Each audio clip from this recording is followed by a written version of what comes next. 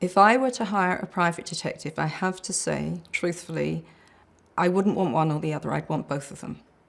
Honestly, because I think the reason they work so well professionally together, and Strike particularly acknowledges this. He has the longer investigative history, and you often see him wishing that Robin were present because he's aware that he's a large man, he looks naturally grumpy. Robin has that emotional intelligence that sometimes he lacks. And they do, for the first time in The Ink Black Heart, they really do play good cop, bad cop, quite deliberately. And that scene for me is a cathartic scene, because now you're really seeing how well they work together. And they do it brilliantly. I think he's except in his private life, where he's not level-headed and a bit of an idiot, but professionally I think he's very efficient, calm, measured. Robin is a little bit more, I'm not going to say reckless, but she's a little bit more spur of the moment in this book. She takes some quite daring decisions, which work out, but of course they might not have done. So I have some sympathy for Strike, at least on one occasion, saying, what the hell were you doing? But there you are.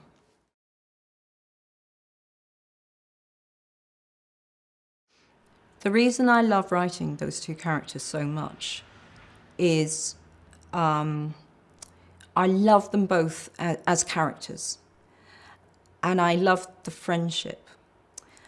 I love writing, and of course I love writing the sexual tension, which I know is a big deal for certain readers.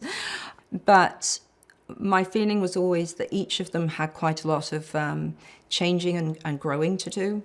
Even Strike, who's 10 years older than Robin, his past is an unusual one, and it's left him with issues that I don't think he's ever really fully explored. And I feel that in books 5 and 6, this being book 6, you start to see him recognising some of this. He's still got a way to go. Equally, Robin, who's had, not a particularly typical romantic history because she has trauma in her past, in this book really does get to show what I think readers might find quite an unexpected side of her.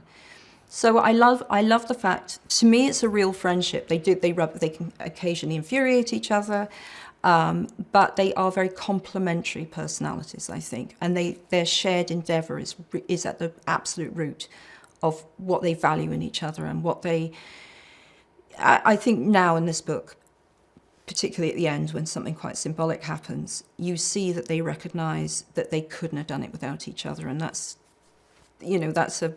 a wonderful feeling when you have a shared endeavour with someone, and I empathise with that a lot. I do know exactly what's next for Strike and Robin, so I'm currently quite deep into book 7, which again is a very different plot, and I have plotted books 8 and 9. So I do know exactly where we're going. And the reason I've done that actually is not so much for the investigations, although I have plotted the investigations, but it's for the relationship. I need to know where certain key things happen, and that just gives it that nice sort of emotional rhythm.